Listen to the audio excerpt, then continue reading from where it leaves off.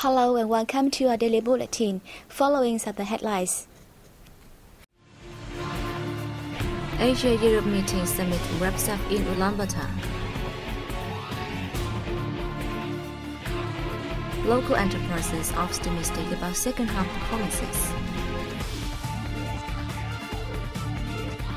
Hue ancient citadel tops tourist destinations in Vietnam.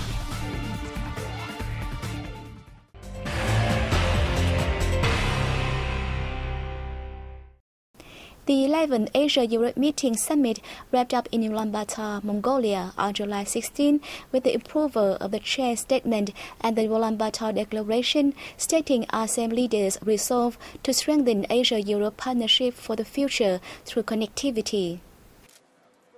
Prior to the summit's closing ceremony, Asian and European leaders had a discussion on enhancing the three cooperation pillars of ASEAN, focusing on regional and international problems, especially issues pertaining to peace, security, terrorism, migration, non-proliferation of nuclear and mass destruction weapons, and navigation security.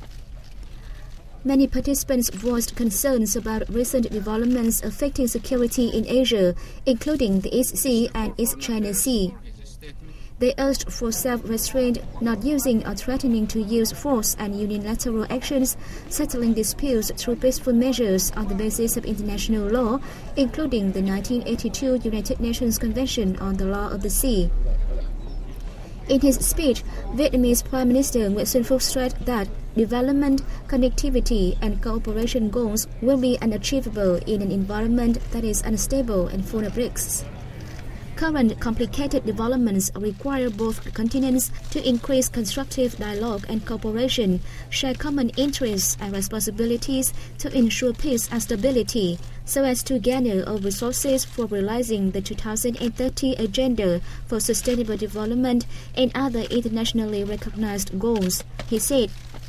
He called on the ASEAN member nations to take the lead in boosting dialogues on regional, interregional and global cooperation while paying heed to trust-building measures and preventive diplomacy. A roundtable on the SCSU has been held in New Delhi, India, attracting a large number of scholars, political experts and diplomats. With more in the following report. In his opening speech, Director of the Center for Asian Strategic Studies, India, A.B. Mahapatra, called on regional countries, including China, to abide by the ruling of the Permanent Court of Arbitration (PCA) in The Hague on the case the Philippines brought against China's claims in the East Sea. Most participants at the event said that the ruling is of historic significance when invalidating China's claims in the East Sea. Vietnamese ambassador to India Ton Sinh Thanh said Vietnam welcomes the PCA's ruling and strongly supports the settlement of disputes in the East Sea via peaceful measures, including diplomatic and legal processes in line with international law. He reiterated Vietnam has sufficient legal grounds and historical evidence affirming the country's sovereignty over Hoàng Sa Paracel and Trường Sa Spratly archipelagos. The country has sovereignty rights and jurisdiction rights within its exclusive economic zone and the continental shelf as stipulated in the 1982 United Nations Convention on the Law of the Sea, he added.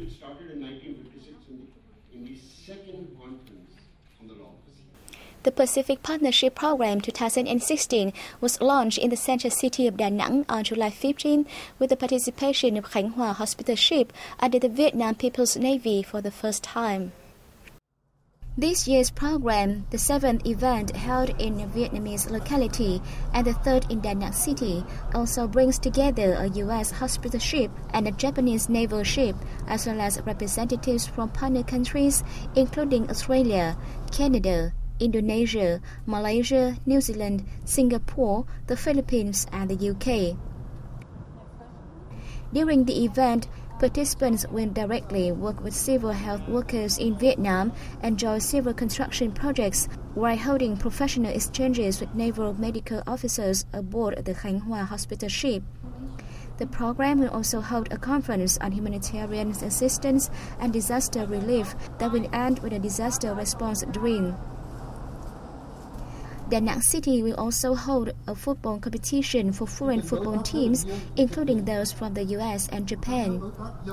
The event will run until July 28 and will be continued in Malaysia and Indonesia.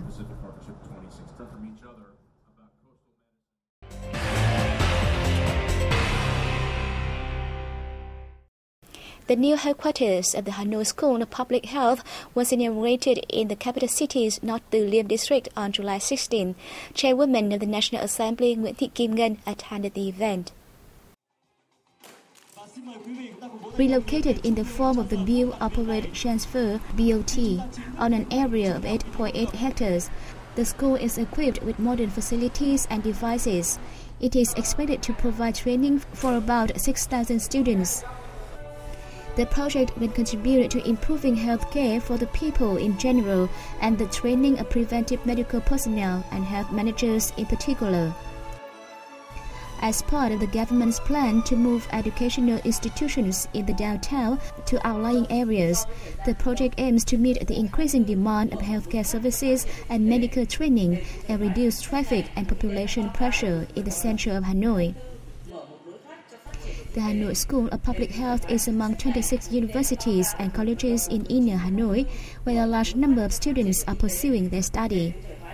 This is the first relocated project of the health sector under the BOT form. According to a survey by the State Bank of Vietnam, business performance at commercial banks is forecast to continue its upward trend this quarter after making some improvements in the first half of the year. Under the Business Sentiment Survey covering domestic and foreign banks in Vietnam released last week, banks also expect better results for the whole of 2016. A total of 86.5% of the respondents expected better results in 2016 than last year, of which 29% anticipated significant improvement. Compared with the previous survey conducted in the first quarter, banks are also more optimistic about credit growth this year. Banks forecast that the banking system's credit growth would increase to 20.4% this year, roughly 3% higher than the government's target, thanks to stronger credit demand and better business conditions. Liquidity in both dong and dollar is also expected to be good in the second half of the year. According to the survey, it is expected that 42.4% of the respondents would increase their recruitment in the third quarter, while 57% of them are expecting more recruitment in the whole year of 2016. In the second quarter, 28.2% of the respondents reported that they had more employment. Most local enterprises are optimistic about production and business in the second half of this year. This information has been released by the General Statistics Office. About 55.4% of local enterprises expected their production volume to increase by this year-end, while 9% said production volume would be reduced. Around 35% predicted stability in production. With regard to production orders, 48.5% of them expected orders to increase, while 9.5% of them estimated they would reduce. About 42% of them said export orders would increase. The office said 48% of local businesses expected the processing and manufacturing industry to improve, while 44% thought production orders in the third quarter could increase against the second quarter. Meanwhile, 55.6% of firms surveyed predicted the inventory of products could stabilize by the end of this quarter, and 14.7% hoped the inventory could be reduced. The office also reported the total retail sales and services and consumption revenue in the first 6 months of this year gained a yearly increase of 9.5% to 1,720 trillion dong. In the first 6 months, retail sales revenues reached 1,310 trillion dong, 9.8% higher than the same period last year, accounting for 76.2% of the total.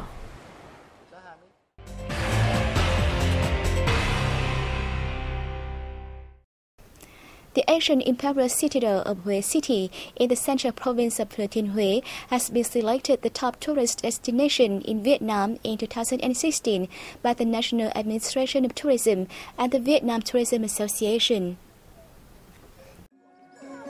Hue Imperial Citadel is part of the complex of Hue Monuments, a political, cultural and religious center under the Hue dynasty, lasting from 1802 to 1945.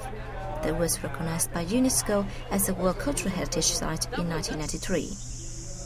The Hue Monuments Conservation Center said that after the recognition, 132 major works and items in the complex of Hue Monuments have been restored. This year, the center plans to invest 129 billion dong in restoration works. Last year, 163 billion dong was spent on the conservation. Besides Vietnam's own efforts, over 50 international organizations have responded to UNESCO's call to sponsor the restoration of the Hue Citadel by offering financial support for the work. As part of efforts to promote Hue heritage, the center recently launched a new tourism product, which is a royal feast and music gala in the Hue Imperial Citadel. The event was already organized during the annual Hue festivals before. Since 1994, the complex of Hue Monuments has hosted 33 million visitors, including 12 million foreigners. In 2015 alone, the complex welcomed over 2.3 million visitors. So far this year, 1.36 million tourists have visited the site, including 750,000 foreign tourists. As Vietnam's largest rice granary, the Mekong Delta plays an important role in ensuring food security for both the country and other parts of the world. However, the region is suffering from impacts of the recent severe drought and saline intrusion due to climate change. How to mitigate these impacts on local residents' life was a hot topic tabled for discussion at the recent Mekong Delta Forum. The Delta suffered losses worth more than $215 million due to the severe and prolonged drought and saltwater intrusion last dry season. This has seriously affected agricultural production as well as local people's life. Overcoming the consequences requires lots of time. Adapting to climate change includes restoring land quality after the intrusion of seawater into rivers and irrigation canal systems. And this is not only based on natural issues, but is also being done through great efforts from relevant agencies. To cope with the impacts of climate change, such as drought and saline intrusion, Mekong Delta provinces have put forth measures to mitigate its negative effects on production and people's living conditions. On the one hand, we restructure agriculture to adapt to climate change. On the other hand, we dredge canals to facilitate water supply for production. We also build works for long-term purpose. However, these measures haven't really been appropriate and effective so far. Each province in the region has its own plan to cope with climate change. However, the Delta should have an appropriate long-term plan for the whole region. At the forum, experience shared by localities and experts from 13 Mekong Delta provinces will serve as a basis for them to take appropriate measures to cope with climate change. And that has come to an end of Bulletin. Thank you for watching and see you next time.